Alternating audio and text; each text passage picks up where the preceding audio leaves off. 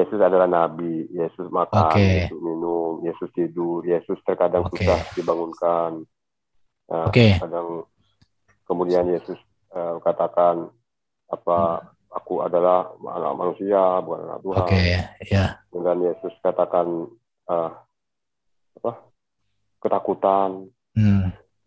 Masa Tuhan ketakutan kan gitu? Iya. Yesus berdoa, masa Tuhan berdoa kepada siapa? Yesus minta tolong, Tuhan kok minta tolong. Yesus dikejar-kejar, kemudian lari, Tuhan kok dikejar. Seharusnya Tuhan yang ngejar kan gitu. Oke. Yesus Sudah? sholat, Yesus sujud. Sudah? Yesus sujud kepada siapa? Belum, Bang. Berarti dia hamba, Bang, kalau dia sujud, Bang. Oke. Yesus bawa Injil. Kalau dia Tuhan seharusnya nggak perlu bawa Injil kan. Oke. Ya udah. Oke. Yang pertama, Yesus Nabi.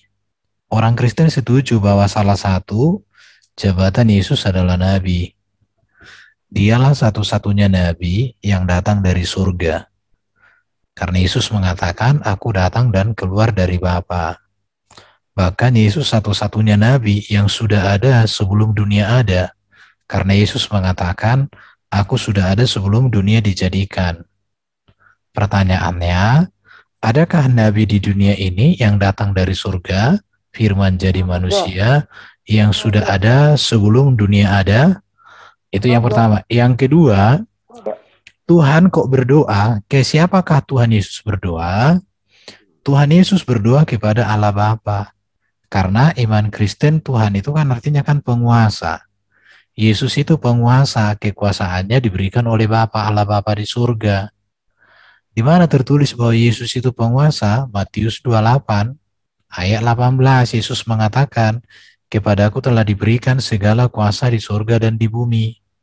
Nah, jadi Tuhan Yesus artinya Yesus penguasa, kekuasaannya berasal dari Allah Bapa dan dia berkuasa di bumi di surga. Pertanyaannya, adakah Nabi yang sekaligus memiliki gelar sebagai penguasa, yaitu berkuasa di bumi di surga, berkuasa menentukan manusia masuk surga, berkuasa untuk menghukum manusia yang tidak percaya di neraka?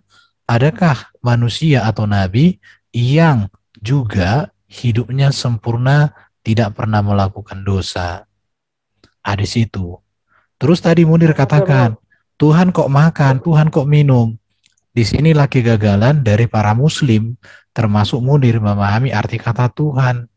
Kenapa begitu? Karena orang muslim memahami arti kata Tuhan, tidak pernah masuk kepada sejarah dari mana kata Tuhan itu berasal. Dengar dulu, kata Tuhan itu berasal dari kata Tuhan, yaitu dari kata Melayu. Dan kata Tuhan itu diperkenalkan pertama sekali di Indonesia oleh orang Kristen, yaitu ketika menerjemahkan Alkitab dari kata kurios menjadi kata Tuhan. Mengapa kata Tuhan berubah menjadi kata Tuhan oleh penerjemah Alkitab?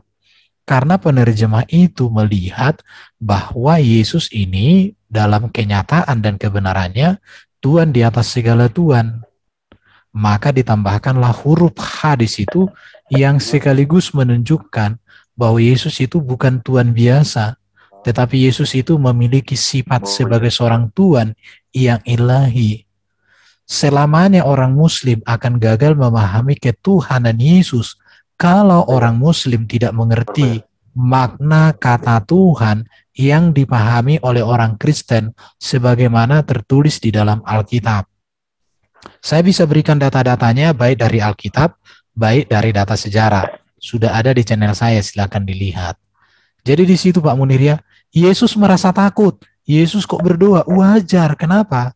Karena Yesus mengatakan, makananku ialah melakukan kehendak Dia yang mengutus aku dan menyelesaikan pekerjaannya. Baru dinyatakan juga dalam Alkitab bahwa Yesus itu kan firman menjadi manusia.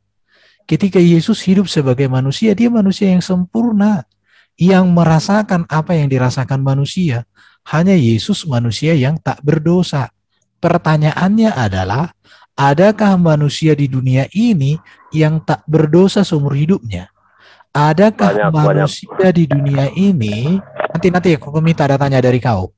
Tunggu, Yesus bukan hanya berdosa. Oke, adakah manusia di dunia ini yang melakukan hukum Taurat secara sempurna? Melakukan kehendak Allah Bapa di surga secara sempurna? Kau jawablah sekarang. Sekarang saya tanya samamu. Kau bilang tadi ada nabi manusia yang tak berdosa. Siapa namanya? Muhammad.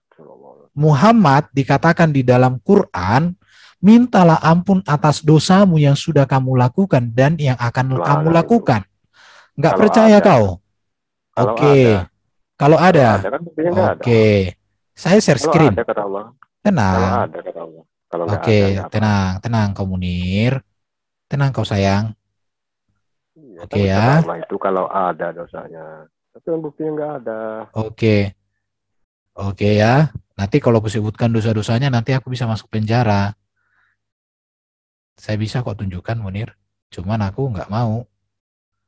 Aku menjaga diriku. Masih lebih berarti diriku untuk tidak membahas itu. 48, surat 48. Agar Allah memberi ampun kepadamu terhadap dosamu yang telah lalu. Ya, berarti ada dosanya yang telah lalu. Dan yang akan datang, serta menyempurnakan nikmatnya atasmu, dan memimpin kamu kepada jalan yang lurus. Memimpin. Dan agar Allah menolongmu dengan banyak dengan pertolongan yang kuat, ya. Udah Pak Munir, ini kau tanggapilah ini. Berarti pernah dong Baginda itu berdosa berdasarkan ayat ini. Apa dosanya? Saya nggak mau menyebutkan, nanti dituduh aku penistaan agama, bro. Oke, udah di mana Munir? Udah pergi? Ada dia. Oh ada. Ayo tanggapi Munir. Oke, nggak masalah Pak Munir. Kau tanggapilah. Munir. Coba, siapa manusia yang tidak berdosa di dalam iman muslim? Selain Yesus Kristus. Atau yang kamu klaim Isa Al-Masih itu.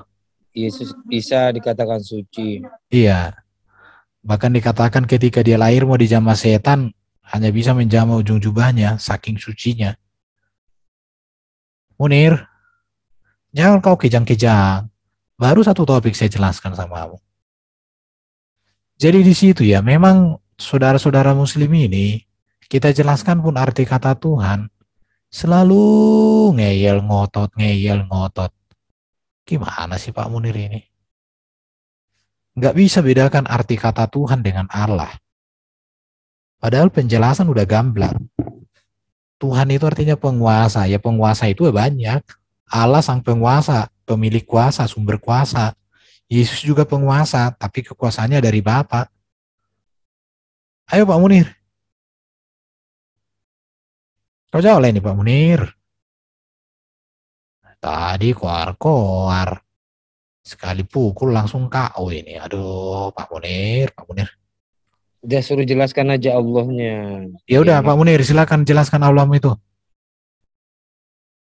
Jadi tidak masalah ya, Yesus berdoa kepada siapa? Ya kepada Allah Bapa. Yesus kok merasa takut? Ya wajar, dia manusia yang sempurna. Yesus kok sedih? Ya dia manusia yang sempurna, wajar. Inilah yang disebut dengan inkarnasi firman itu. Jadi ketika firman itu menjadi manusia, dia benar-benar manusia. Banyak ayat-ayat yang mendukung hal itu. Munir! Dah, selamat berdiam diri.